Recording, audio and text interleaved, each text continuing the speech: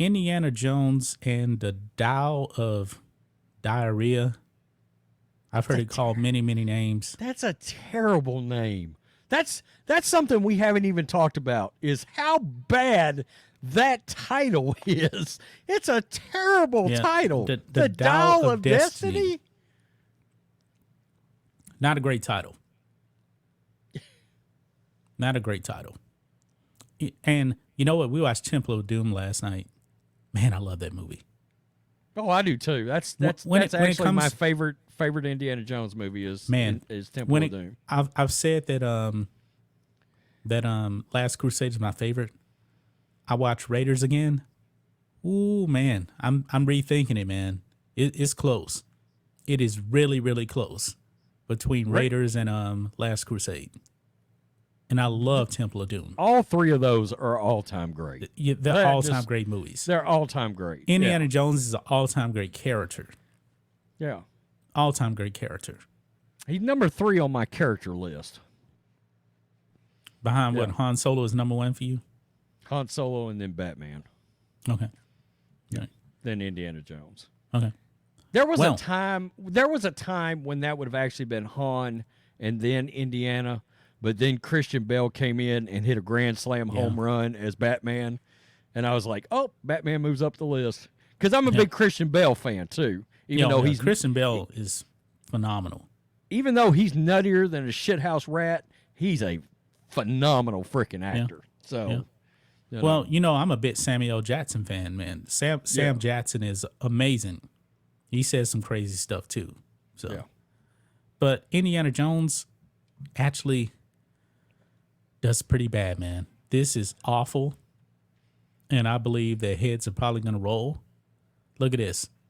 Disney's Indy 5 underperforming his box office estimate. This is bad. Indiana Jones and the Dial of Destiny is now projected to earn just 55 to 60 million over the 3-day weekend. Which means the latest dud for the Disney grooming syndicate is underperforming its estimated box office underperformance by $10 million. Wow.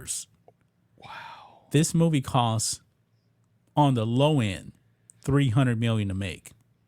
On the low end, they're all in on this for $450 million.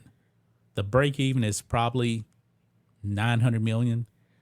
And this thing is so bad that it's actually performing worse than The Flash. Dude, think about something.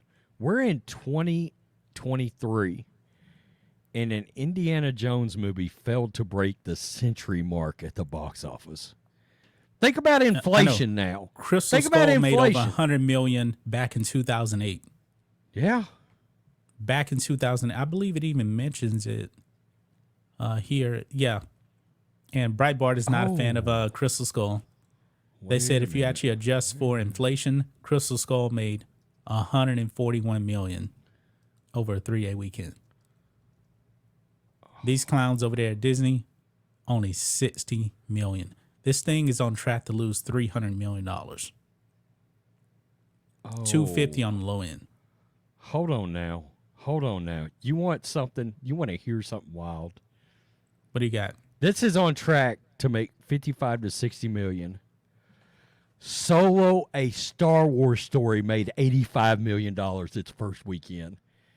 What? Indiana Jones just lost to Solo, a Star Wars story, by up to $20 million. And you want to know how much the Solo made doing his box office run? It was like $300 million, I think. Oh, The Flash right now, which is about to get pulled, is like 300 and something million, maybe. No, it's just under 400 million. Dude, I'm not sure. Solo made 213 million domestically. What really hurt Solo was the international gross was really down for a Star Wars movie, way down. Yeah, like normally Star Wars was grossing somewhere in about the 600 to 1 billion range on Star Wars. And it only grossed like 171 million internationally. And that's what really. But think And about this now. keep in mind, Harrison Ford, Indiana Jones. Solo made more money. Solo made more money than Indiana Jones the opening weekend. And keep this in mind. Keep this in mind, guys. Everybody talks about China. The George Lucas Star Wars movie, they were never big in China. And they still crushed it at the box office. George Lucas never lost money on an Indiana Jones movie or Star Wars movie. People still showed up. People criticizing him for the prequels. That movie theater was sold out at midnight when I went to see Revenge of the Sith. Sold out. Wow. I was actually scanning on Friday for seats for Indiana Jones. There was a ton of seats at the movie theater out here. Oh. You have no problem. You know what I'm thinking, man?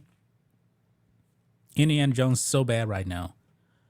The total box office haul is like 140, I think. I'm gonna call it, man. Indiana Jones and the Dial of Destiny for its whole entire box office run. Around 360 million worldwide. 360 million. Is it going to end up outgrossing Solo? Solo grows 392 million worldwide.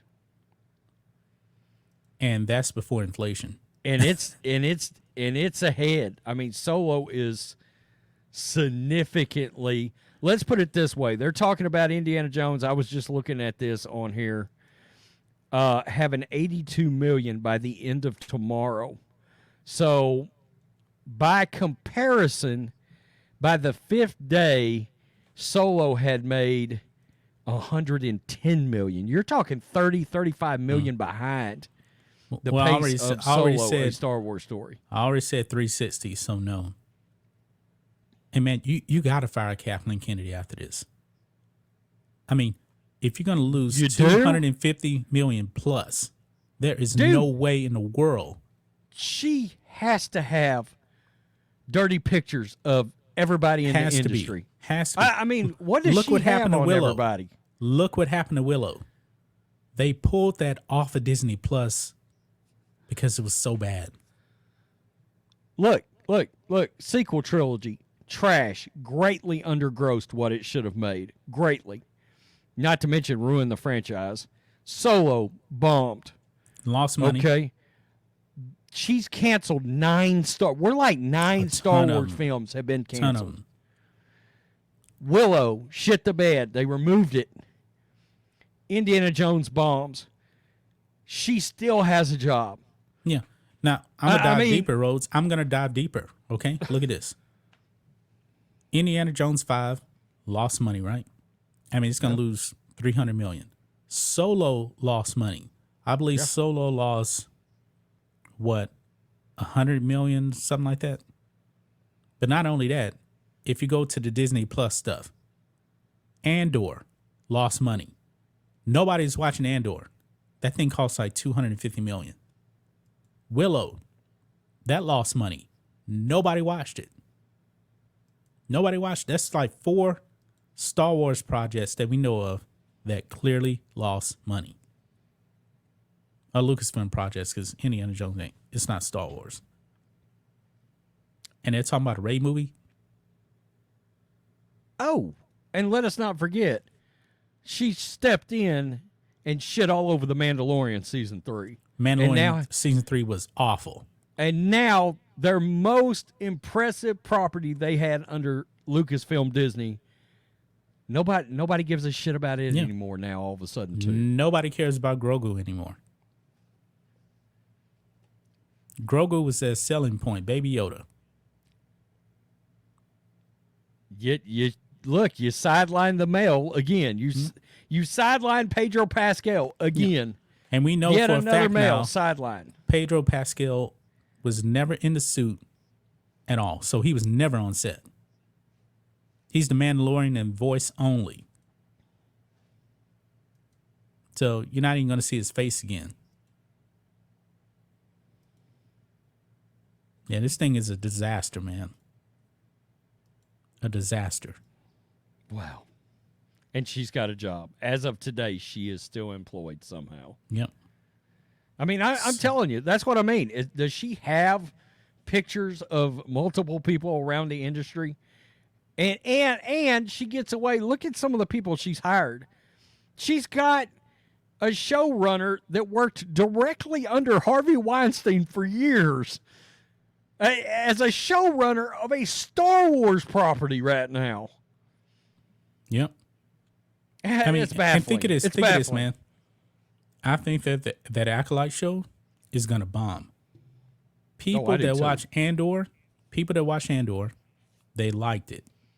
Me myself, I was like, it wasn't really for me. I liked it. I was fair. I liked it. To me, overall, it didn't feel like Star Wars to me. It definitely felt different, but overall, people liked it. The people that watched it, nobody was watching it. That's the problem. Only a few people. Nobody was watching it. Yeah, I said if you're going to do Star Wars that is different, Rian Johnson, that's how you do it. The Acolyte was very good, and it was different. You mean Andor?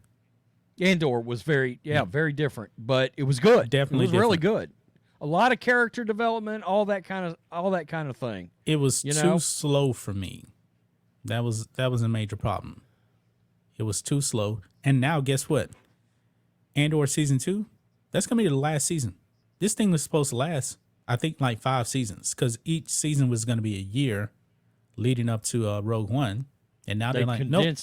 They've condensed it down. Yep. Yep. Man, I guess that's all I got, man. Isn't that enough? I mean, Indiana Jones is dead. Kathleen Kennedy killed every significant Lucasfilm male character there is. All of them dead. Think about this. Han, dead. Luke's character, dead. The Mandalorian's character, dead. Boba Fett's character, dead. Obi-Wan Kenobi, dead. Indiana Jones, dead. You remove the testicles of every significant male character that Lucasfilm had. Yeah, but Kathleen Kennedy is talking about a Helena Shaw spinoff. No, thank you. No, thank you. Is that Phoebe That's Waller? Phoebe Waller-Bridge's character. She came out and said, "Oh, it's not something we're looking at right now, but it's definitely something that could happen." Dude, people can't stand to even look at her. No. She's the Hillary Clinton of actresses. Nobody wants to look at her. Yeah. Nobody wants to look at her. Really? There is nothing intriguing about her whatsoever or likable. You know who the kind of people that are likable over the... Kate Capshaw was very likable back in the day. She is so great, man. She was so great in Temple of Doom. Sigourney Weaver was very likable back in the day. Yep. And you know what? My wife would have actually probably went see the new Indiana Jones movie. She's been saying this for a while. Why didn't they bring back Short Round for this movie? For the new movie. She loves Short Round. I was like, you know what? It would have been better. I'm not saying it would have been great. He still acts, too. Yeah. Yeah, he's still close with Harrison Ford. Short Round is funny. A funny character. He was good. Yeah. He was a good character. Yeah. But, I mean, Linda Hamilton, good character. Likeable. She was very likable.